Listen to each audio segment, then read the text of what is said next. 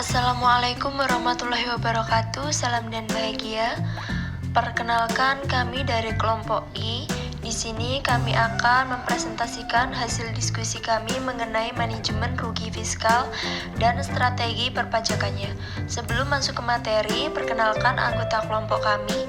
Yang pertama, Muhammad Agung Supriyanto, NIM 052, Tati Tri Lestari, NIM 058, dan Esti Sujana, NIM 072.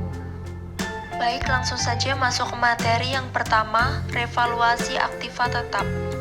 Revaluasi aktiva tetap perusahaan dilakukan karena ada ketidaksesuaian yang cukup material antara unsur biaya dengan penghasilan karena perkembangan atau fluktuasi harga, baik harga barang maupun karena fluktuasi nilai tukar mata uang yang tinggi.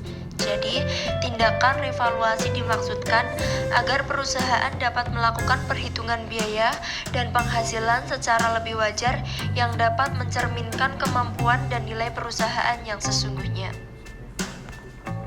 Yang selanjutnya ada manfaat revaluasi. Yang pertama, posisi kekayaan perusahaan yang tercermin dalam neraca perusahaan akan menunjukkan posisi yang sama atau mendekati harga pasar yang wajar. Yang kedua, terjadi peningkatan struktur modal di mana perbandingan antara pinjaman dengan modal sendiri membaik, sehingga memudahkan dalam mencari dana melalui pinjaman. Selanjutnya ada ketentuan penilaian. Perusahaan dapat melakukan revaluasi setelah memenuhi semua kewajiban pajaknya sampai dengan masa pajak terakhir sebelum dilakukan revaluasi.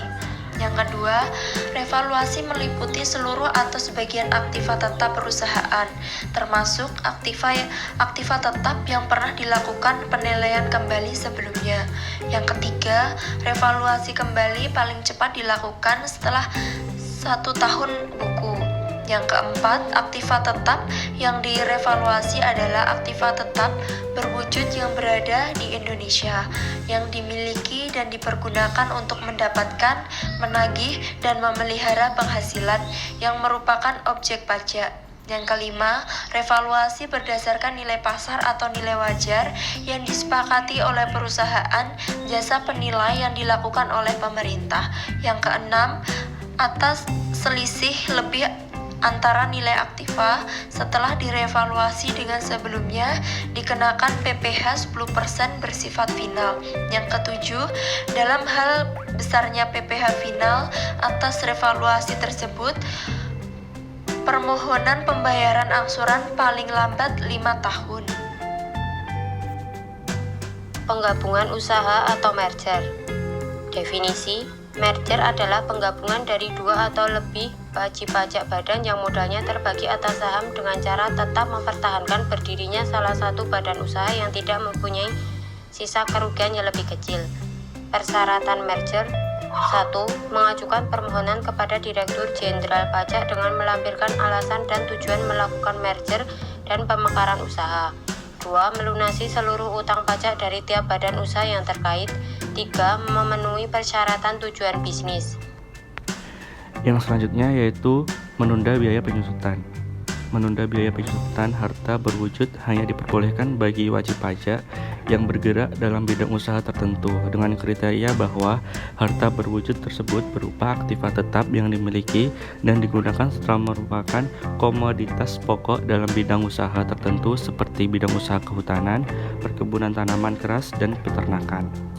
Ketentuan menunda biaya penyusutan yang pertama yaitu dapat melakukan penyusutan atas pengeluaran untuk memperoleh harta berwujud dalam bagian-bagian yang sama besar selama masa manfaat yang telah ditentukan bagi harta tersebut. Yang kedua, pengeluaran untuk memperoleh harta berwujud tersebut termasuk biaya pembelian bibit, biaya untuk memberikan dan memelihara bibit tetapi tidak termasuk sebagai pengeluaran biaya yang berhubungan dengan tenaga kerja.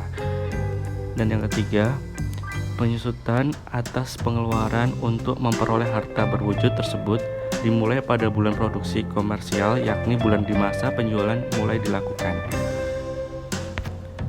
Terima kasih, kurang lebihnya mohon maaf. Salam dan bahagia.